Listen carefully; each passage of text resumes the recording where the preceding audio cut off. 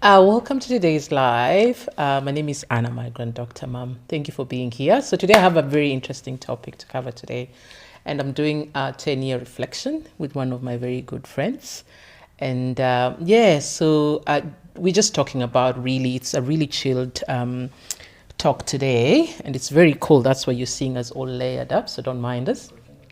And so we are going to be talking about generally life in Australia. And I just want to introduce her. She is a nurse. She's a dear friend. She's a dear intercessor. She's just a lot of things. And so I will just, let her introduce herself. Welcome on board, Rhoda. Tell us a little bit more about you so that my viewers can know you. They can, get a little glimpse of who you are. Thank you, Anna, and thank you for having me in your channel. And my name is Rhoda Okiambe. I am a registered nurse by profession. I'm a mother, I'm a wife. I think those are the hats I will carry today. And I am a migrant as well, so I've been here for the past few years, and I'm glad to join this live and have a discussion. Great. Welcome to Migrant Dr. Mom. She's just shy. She has a lot of more things to talk about herself, but down the track you'll learn a little bit more about her. And so today is very, very special for the both of us because we are celebrating God's goodness. 10 years is not a joke. 10 years this girl has been down under. She's experienced the life of a migrant. You all know, starting life in Australia is not easy. I've shared with you multiple times. And so I'm just going to let her, bring us into, I'll just start off. How do you feel 10 years down the line? Oh, I feel blessed. I feel very grateful. I am very, very thankful. I just feel like the grace of God is all over me, and I'm very, very grateful. Excellent. Tell us a little bit more. How did the journey begin? The journey is a long journey, as just you know. Briefly. It's not easy to leave everything that you know and go to a new place and start afresh. So it's been a long journey, and it still is to some extent.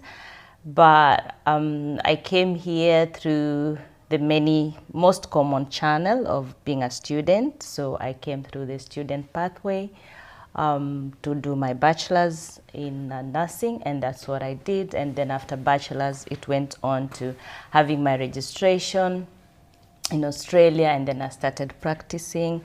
In between, there were changing visas from a student visa to a permanent resident visa, and that journey took around 1.5 years. And then after that, it went into the workplace, starting to look for work and just establishing myself in this country, and then finally to citizenship. So Amazing. It's nice to know for somebody that's out there and is thinking of, one day being, not only a permanent resident, but a citizen of Australia, knowing that wherever they are or whatever they're hoping to do may just be what you did 10 years ago. And I've shared your life in the background before many times when we talk about the goodness of God. And I know it hasn't been an easy walk in the park. It hasn't been easy, especially even just making the first choice. And I think knowing you, I know you said you're a registered nurse. I just want to bring this to light that, of course, you had a bit of working experience back at home before you came, right? Yes, I did. Yeah. Alrighty. And so generally 10 years. So today we are doing just reflections of how this journey has been. Looking at the 10 years in terms of career-wise, first and foremost, what has been the differences in practice that you've noticed back in your country and here? Let's start there. What has the significant differences that you've noticed and that you had to adjust to? It's a very good question, but tricky at the same time, because these are two different continents and two different countries in terms of development and resources. So that's the difference. That's the biggest difference. But then having trained in Kenya and worked for, I don't know, maybe 7 years before coming here, and in different places, I had gathered a lot of experience in terms of just the general nursing skill, people skills, you know, but landing here and starting from the bottom, oh my goodness. Yeah, I just hear you. it's very tough, because 7 years in Kenya, I had grown to, yeah, some senior position. But coming here, I had to start from the bottom of the bottom. I And know. yeah, I hear you. so that was challenging. But what I can say is that my training in Kenya really helped, because then we had trained so extensively. I had a lot of knowledge, a lot of experience, to bring on board a lot of skills that maybe most of the people that I encountered were not that exposed. So that exposure helped me. And you know, working in a third world country, you got to improvise a lot of things. So there was that as well, being able to manage. But also adding to compare then to this country is that I had realized this country was very resourced. So you had everything that you needed to make your work easy, in terms of machineries, equipment, supplies, like everything that you needed for you to work efficiently as a nurse is readily provided. So that made the work enjoyable, and just looking forward to go to work, because you've got the resources. Okay. Yeah. Don't forget to send in your questions. If you have any questions you want to ask us, please comment and let us know, and we'll be able to answer. I like the fact that you say you had to start from bottom, I mean, Yeah. but you insist that you had the skills. And this is something that I always tell every doctor that I meet. Yeah. You are a doctor in your own element. So the system will be different, Yeah. but you are still a doctor. So you still have the skills that you need. It's just that you need to adjust to this system. Yeah. They can be completely different in mostly, you know, with regards to infrastructure and health systems, and a lot of things are digitalized and stuff like that. But at the end of the day, you are still a professional in your own being. Please do not forget that. How about, talk to us about the reflections, your reflections essentially, because I know your story a little bit more. So, so your reflection about, you know, starting life here, you know, you leaving, and I'll leave you to explain that, leaving your family behind and all that. How was it? Like, really, you know, just leave it really bare. Tell us, how was it for you? How real do you want it to be? Just be real. Tell Oh us. my Tell goodness. us. I'll start from way back. So when I decided to come to Australia, it was exciting, as much as I was apprehensive and I didn't know what to expect, but it was exciting. But after the visa came, and the excitement is kind of waned off, because the reality hit.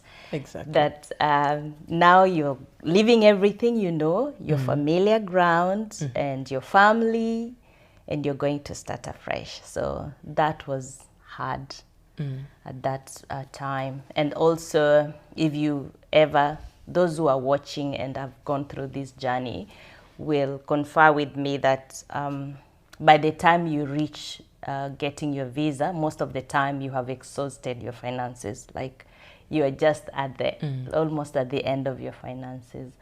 And so there was that as well. There was financial strain, and there was the fact that I was leaving behind a young family, my husband and my 2 children at that time.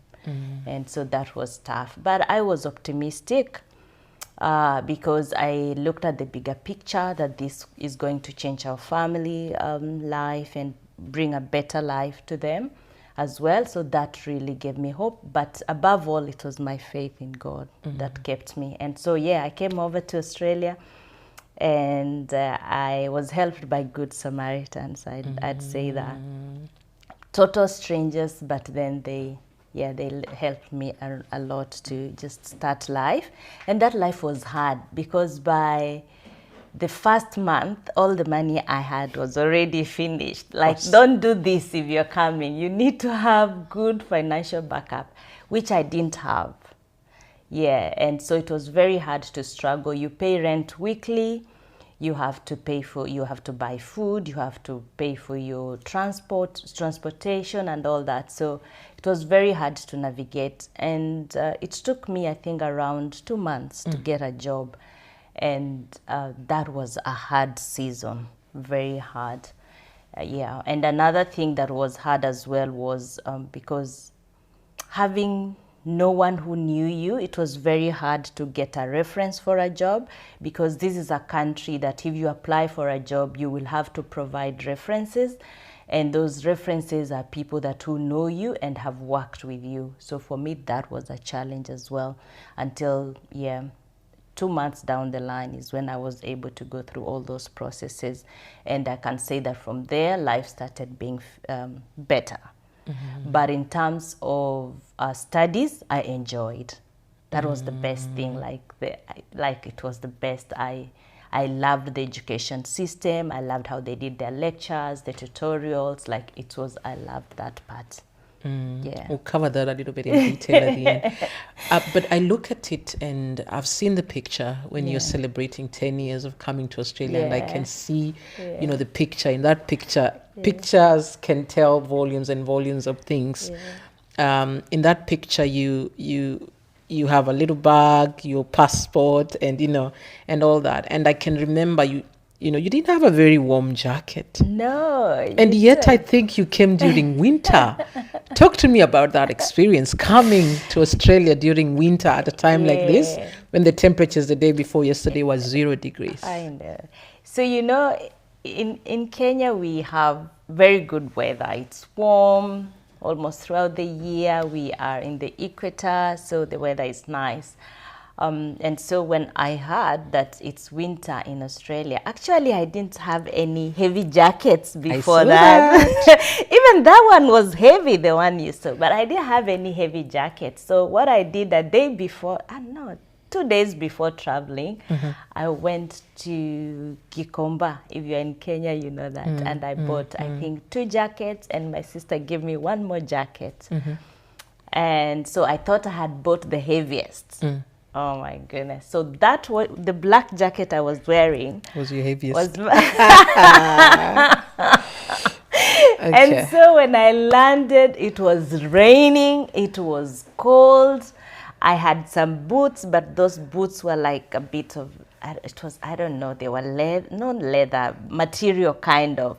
And so, I was shivering at the airport. Getting outside of the airport, I couldn't take the temperatures.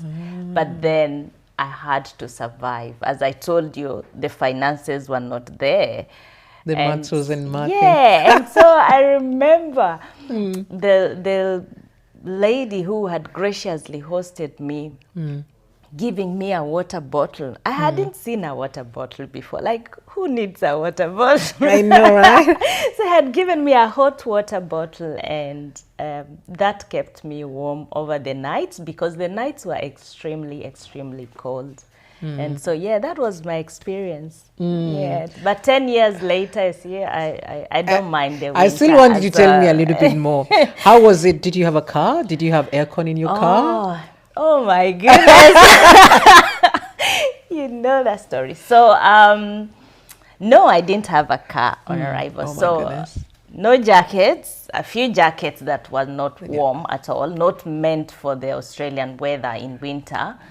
No appropriate shoes for winter, and it was just hard. And then I didn't have a car. It took me around maybe 3-4 months. Oh wow! But I bought my car. The first thing I bought was a car. After getting work, after 2 months, I saved the rest of the money, and then I bought a car. Okay. But that was a small white Hyundai that was, I don't know, 100 and something kilometers in mileage, and it didn't have an aircon. It had an aircon, but if you put the aircon and you're driving up the hill, I tell you, it will go, I think, 10 or 20 kilometers per hour. It will just automatically slow down, and people are hooting behind you. And so we survived. So with you'd that. rather You'd rather not put it, because otherwise you won't be like, you will be driving at 10, 20 kilometers per hour in an area that needs 70 kilometers per hour. So yeah, that was challenging. Yeah, I can very. imagine. I can imagine. Yeah, but I was glad I had a car, Of my course. own, you know. And I think that's something that I always tell students, you know, like when you are planning to come to Australia, anyone really, when you're planning to come to Australia, you need to have some funds for a car, because, you know, and just emphasize that for me. Why do you think a car is important? And being able to drive. I think I'll address it in the two angles. One, you need to have finances. I don't know how I'll emphasize that. You need money to settle in a new place. It needs a lot of money, but you need to have a budget for a car and where you're going to stay and food as well. So the budget for the car is important because it will help you to move from point 1 to point 2 or point A to point B, meaning it will help you go to school and also go to work. Work is important because you need to pay school fees, and it's very expensive as an international student. And so to be able to navigate from one shift or workplace to another workplace, you really need a car, because it helps you save time, and that time you have saved, you will put it in making more money in your shift work. Because the transport system, don't get me wrong, is very good, but it's in such a way that it's organized. Like a bus will come at 9:15 and the next one will come maybe 10, 20 or 30 minutes later, and you have to wait for that.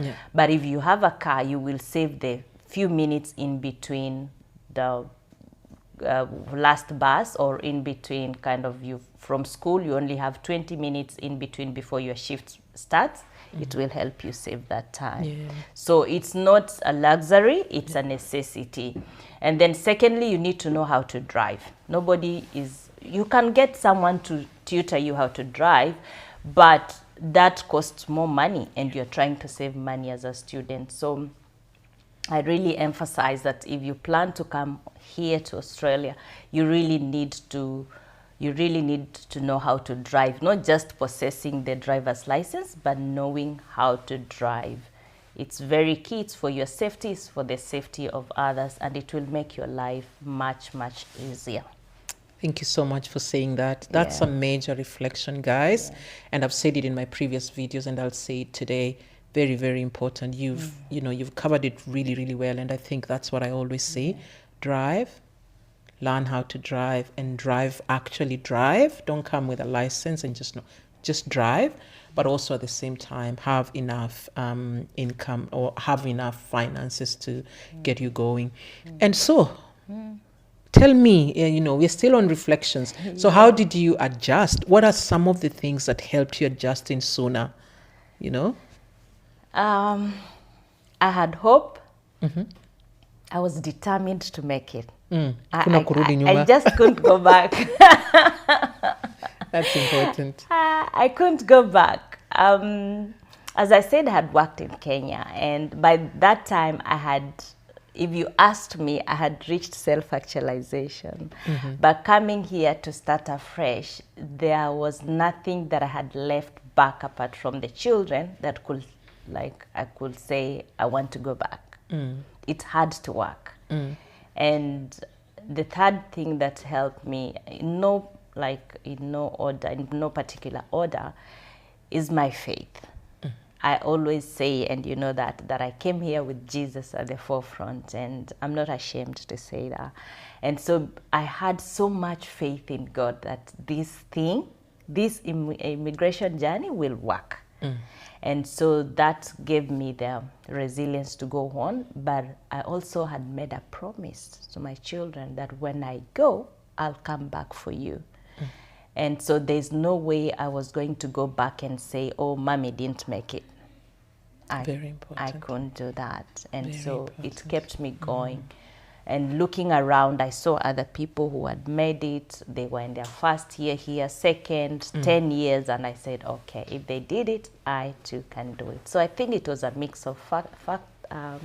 factors, but I believe, yeah, my faith was there at the top. All right, great. And so, how about food and supplies? Did you struggle? That's a very good question. And food, in Ugali. Kenya, no, this ugali. I think I will share an experience of shopping, and that thing bothers me to today, that we have no kiosk. Guys, there's no kiosk, like that little shop where you can go and buy Small quantities. Yes, Keep buy on a asking. quarter, like 250 grams of sugar, and there's nothing like that. Hey. And so, being a student and on budget, imagine buying 2 kgs of rice or 1 kg of rice. Who needs that on a budget? Who, Okay. So, my experience with shopping, I'll start with from there, and then I go to food. So I went to the mall, and at first I was fascinated by the mall. Not that I hadn't seen a mall. We had malls in Nairobi by that time when I moved. It was fine, but I didn't have that prior knowledge that everything here is actually in a mall. So no kiosk. Okay.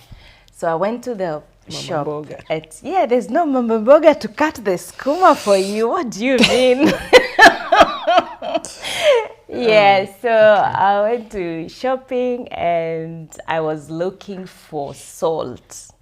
Yeah. So and in Kenya, I'm not sponsored by anything, but we have canned salt, right? And so it comes in small polythene bags. I think. I don't know if it still does. I think. And so I went through all the aisles looking for salt in that kind of packaging, and then I couldn't find salt. Suffered. For half an hour. I had no one to orientate me on how even to shop, how anything looked like. I had to find out by myself. And then I went back to my host and I'm like, I didn't find salt. She's like, what do you mean you didn't find salt? Come, I show you where the salt is. And here the salt is packaged in containers and it's, So I knew what salt came in which form and how it looked like. So that was it was very, it was a learning experience, and I made a few struggles here and there. And then with food, I think I was lucky because my host was African, so she showed me where to go and get the African shops where I could get the maize flour and beans and all that food that we use. But they were very expensive for a student. And the unga, you have to buy it in 2 kg. And so, You wanted 1 kilo? Yeah, or half, And so imagine you're a student, you're on a budget, right? I can imagine. And so, but then I adjusted. Were you still calculating everything in Kenyan shillings? Yes. Anyway, And because I was still, the first few months I was using the money that I had from Kenya. So imagine converting that to dollars and buying it was something else. But I adjusted eventually. Okay. And here we are. Yeah. Yeah. Oh, wow. Yeah. The things we take for granted, guys, even, just simple salt can be hard to find if you're new. So it's very important to have someone to hold your hand I think so. I think for me it was probably a little bit different. Maybe we'll get to one hear day your story. One day we should tell my story.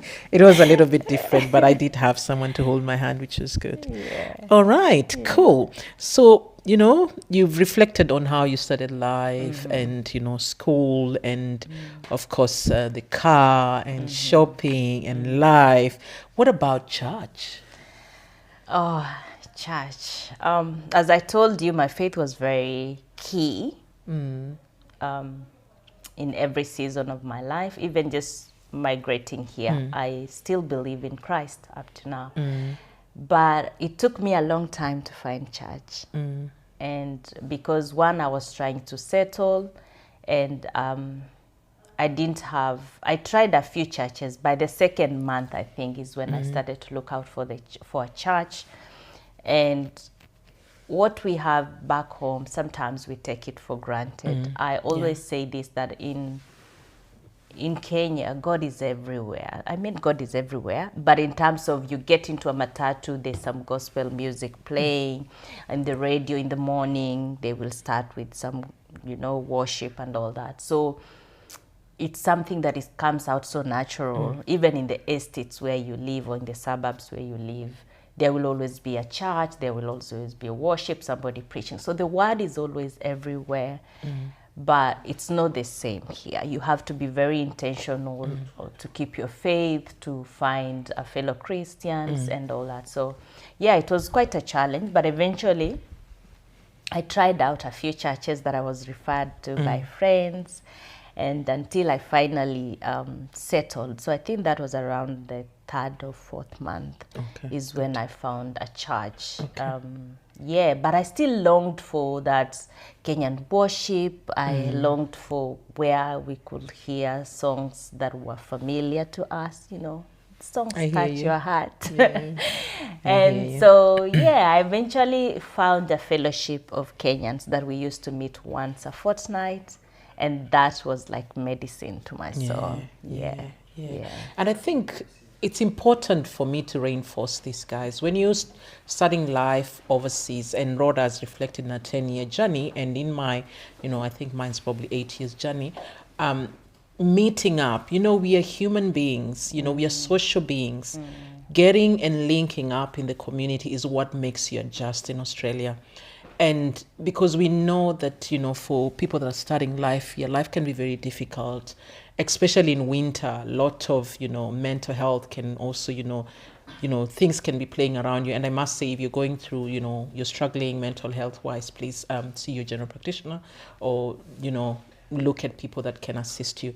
But what I'm saying is, part of you navigating that stage of your life, which may sound like you're alone, you're dying, you're homesick, all manner of emotions come through you. It's very important when you start learning where to get what is important, starting to network, starting to have friends and stuff like that, makes the life a little bit easier. Yeah, yes, people are busy, but if you can get one or two people that you can relate with, whether at school, whether at work, whether in your social networks, then you'll find that life becomes a little bit easy. Okay, so on to the next phase. Let's talk about career-wise. I'm in the same space that you are. What are some of the strangest things that you've experienced at work? Oh, I don't know. Maybe I'll... Oh, let's start with the good side. What is the beautiful things that you've experienced at work? I have experienced that nurses are respected. It's a career that is really respected and valued in this country. There are a few cases, of course. They won't miss anyway. Yeah, of course. But it's really a respectful career, and that is a blessing. And the other thing is that so long as you have developed your skills and you put yourself out there, you will always find work. You will find a job.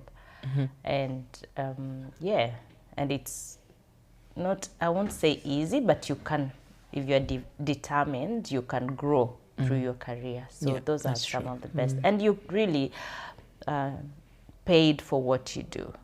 It's a good remuneration. So I love it for that.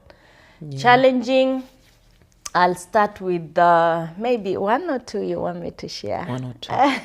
Ones that the challenging bits were, one, the accent. Sometimes I couldn't understand what the patient. Up to date, I still, just yesterday. I was calling out a patient in the waiting room, and I went like, "Hey, Joanne," and I just didn't realize Joan. It's not Joanne, it's Joe. I still experience that today. So keep going. So the accent was very challenging, and you can, as you know, Australia, is multicultural. So there are people from different, Walks of diverse life. cultures, and I love it. That's the best thing about it. And so, but the accent was, challenging. Even I remember, I'll share this vividly. I remember sitting in a lecture room, and for 2 hours, I got nothing. Yeah. Especially the Aussie one, eh? Yeah, and it was a young, so I couldn't understand nothing for 2 hear you. hours in a lecture room. And I didn't know what to do. It was very frustrating. But I went back, so I had to, just encourage myself that it will get better. It did get better. And I think also maybe the people we met also struggled with our accent as well. But and then the second one, this was a few years later, and I met someone who, like, a client who just didn't want to be served by me. Because, I don't have an affinity to the people with, I don't have an affinity to this kind of people. I said, I'm sorry, I'm the only one on shift, and I am a qualified RN, and I'm here to give you the service, but it's unfortunate that you don't want to receive the service from me just because of color. So did you get swapped around, or did you? With who? I was the only one on shift. So so eventually it was like, okay, you just do your thing. Okay. But I think in my experience, I haven't really had like straight confrontation on like straight. I think the ones that I get are those subtle racism. Like one of my patients will ask you, your English is so good. Where did you go to school? I know. And I'm like, I went to Kenya. I'm so proud. I say, I went to Kenya. And then they're like, oh, are there medical schools in Kenya? And then I'm thinking, oh, for heaven's sakes, there are lots of medical schools back at home. And I think for me, I always give it back with a big smile and tell you, guess what? I not only speak English, but I speak Swahili and I speak Maragoli. So I'm really super proud to, tell my patients that and go like, look, and we have excellent doctors back at home. And majority of the time they end up saying, oh, we are lucky that you guys can come over and serve us. So the thing is, by the time you finish giving your service, they'll realize. They realize that actually you know what you're doing. And exactly. I think what's the other one that I wanted to talk to you about? And career-wise, how have you found moving through various, various stages of your career? Because obviously you came as a student. And So as I said, I came as a student. So I started from the bottom, bottom in terms of I had to put my nursing aside as a student nurse and just start as a nursing assistant. Or a carer or patient care assistant, and that's where I started from until I got my registration is when I transitioned to nursing. And so after I transitioned, actually I went into agency work. So agency work, for those who don't know, is like some casual contracting. You are contracted to work for that period of hours that you're there, and that's it. And for me, that was, I think, a learning curve because it exposed me to different areas, to different hospitals and aged care facilities, and also helped me to settle on how to work with different clients. And so for me, that was helpful, very helpful, and allowed me to settle in where I wanted to work, in which specialty I wanted to work, and in which particular employer that I love. So that's how I started. And then I realized that you need to decide very early on in your career where you want to be. I think that's how it works here, that you can't just be everywhere, but you need to focus on where you want to be and start working at it. And so when I realized that, I stuck to what I do best. And so I've worked in different places. I've worked in everywhere, probably. I've worked in community, in aged care, in hospital. But currently I have gone to academics. Good. Yeah. We'll talk about that later. Yeah. So, guys, thank you so much for joining this discussion. And how about we answer some questions that our viewers are bringing up before we continue? And thank you so much for sending those questions through. So, someone's asking, so how did the family finally link up, and how long did it take them to come? Oh, very good question. So, I had left my 2 kids and a husband. And so when I landed here 6 months down the track, I realized, oh my goodness, I am struggling mentally and also not financially per se, but just coping without them. And also I realized that it was actually possible to come with your partner, all right, your husband or your wife, which I didn't know. When I was living Kenya, I didn't have I didn't have that information by that time, and so that's when we started talking. What if my husband could come over? And so he came and joined me on a student visa after maybe 6-7 months, and that is like a lot of burdens were lifted at that particular time, because you have someone to talk to, it's extra help, and the finances are now going to be double and not just one person. But the children remained behind, and that was always also a struggle, I'll say. If you're a mother and you've left your children behind, I promise you will always be thinking of where they are, what have they eaten, are they really okay? But they were in good hands. I'll say that they were in good hands, but it was and so for the children to join us, it took us, I think, 1.5 years, because then by that time I got a permanent residence, and that's how the children came with the permanent resident visa. Oh, good. Yeah. So it's good that you seem like you planned it really well, because I think something that people don't talk about is the mental strain that you actually get moving, and the homesickness that bombards you. Trust me, I came with my entire family, but I remember winter months, and it's cold, coming back to a whole big house, just view. It was very stressful. So I think having someone come and join you down the track, whether at the beginning or later on, and we may not be able to advise directly on this, you probably may need the assistance of a migration agent, but generally just having your family join you, I think takes a lot of pressure off you financially, mentally, and just generally doing life with someone can be a little bit easier. Yes, it is. I think you may already have answered this. Someone has asked if you're still on a student visa. No, I'm not. I'm a citizen. So and that's one thing, once you're on student visa, quickly work your way up so that you get your permanent residency. If I may add on that's you really need to be focused. There's no lie about that. You need to be focused. You need to know where you're going, but also you need to familiarize yourself with the immigration laws and changes and what skills are required and all that. You have to you have to make sure that you're not just concentrating on your studies, but you're actually being informed on every change that is happening, if you eventually want to stay in this country permanently.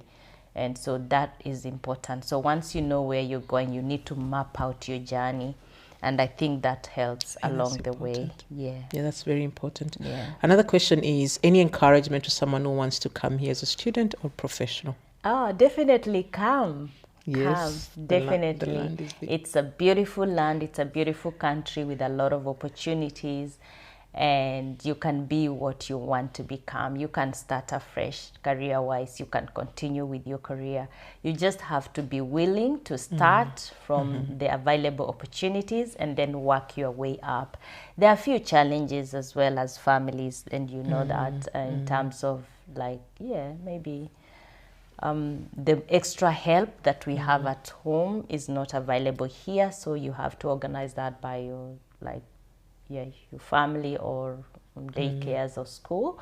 But apart from those, challenges that every other migrant faces in terms of you have no extra social help or family. You can navigate through, but it's really a beautiful country. So yeah, come. Okay, great. And just, reflections and just generally about, you're a mom. What are some of the things that you have learned about, parenting in Australia and more so to do with schooling? What are some of the surprises you've gotten along the way?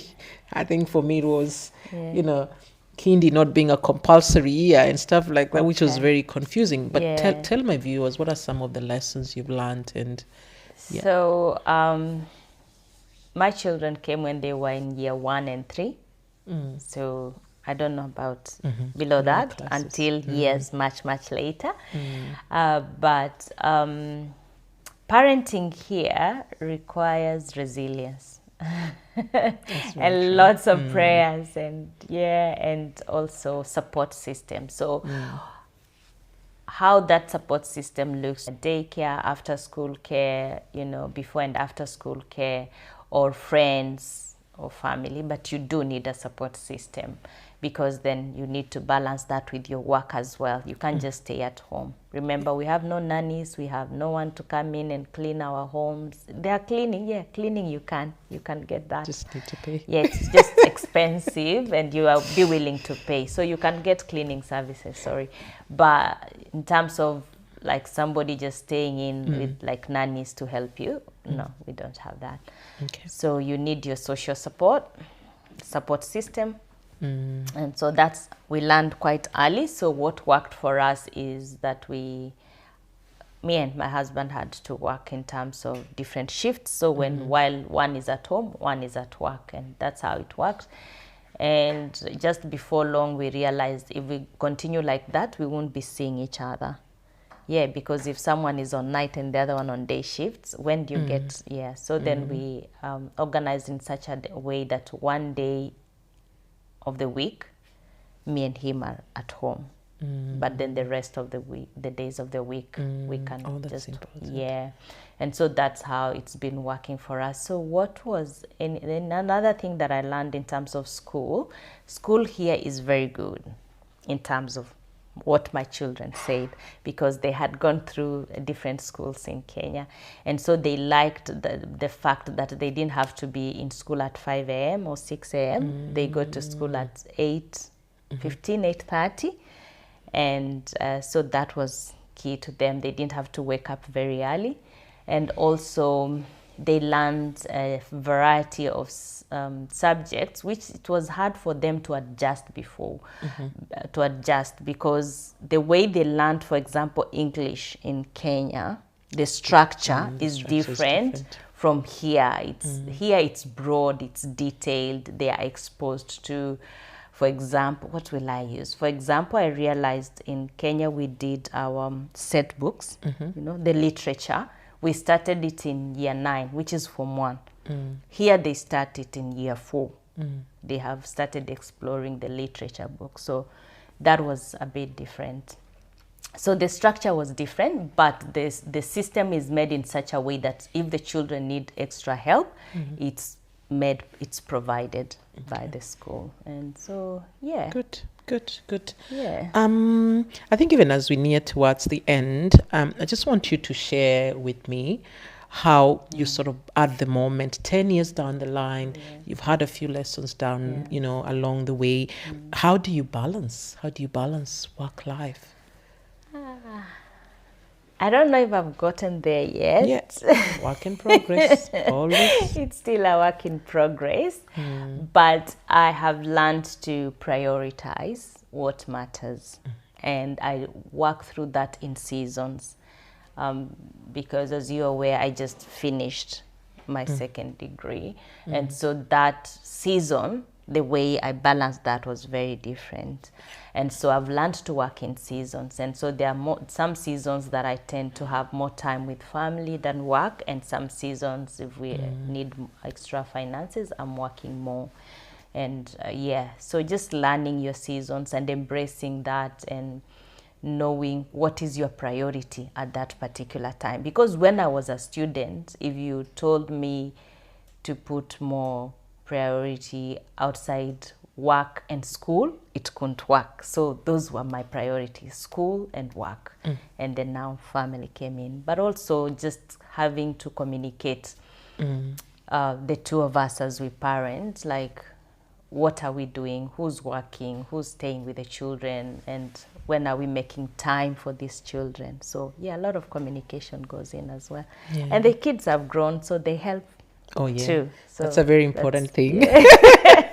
Yeah. And I think today we were just talking about the power of choice, the fact that now you can choose work, you know, you're at that season where you can decide that you're taking a job and you're not taking a job, compared to where we were before. We would snatch every job that would come along the way. And you didn't mind what came your and way. would grab the overtime and would grab all that. So I think as you grow older and as the kids grow older and as you sort of settle into the country, you know, you then have a bit of power of choice to decide which job you're going to take and which one you'll pass by. And like you said, I love that word, seasons. It depends at what season you are in your life that you decide to take this on or not. Before you give us your parting shot, I feel like we do this last question here. Compared to back home, I know you may not fully be able to answer this one. Are there opportunities and is the remuneration better? Depending on your career. So I will answer for nursing. Good. Yeah, so nursing is a good career. I have seen the benefits of it. So yes, the remuneration, right? The remuneration is really good. Yeah, it's good. It pays, and yes, there are opportunities. Good. So what's your parting shot? What do you want to tell somebody that's, you know? So I'll speak to someone who wants to migrate. Migration is a risk. That's what I'll say. Anything you want to do has its risks. And so this was one big risk that I plunged myself into. But I can confidently say that it was a risk that was worth taking. And so if you want to migrate, just have a plan of where you're going, what are the opportunities there, and what is your pathway. That's number one. Number two, seek information, because you need to be knowledgeable of where you're going, what are the requirements, what is the process. If you can't do that, seek professional assistance, like from migration agents that are registered in Australia, and you are able to find that on their website as well. And then also, just have finances. Don't be like me, guys. Have your finances planned out, mapped out, and budgeted out for the first few months.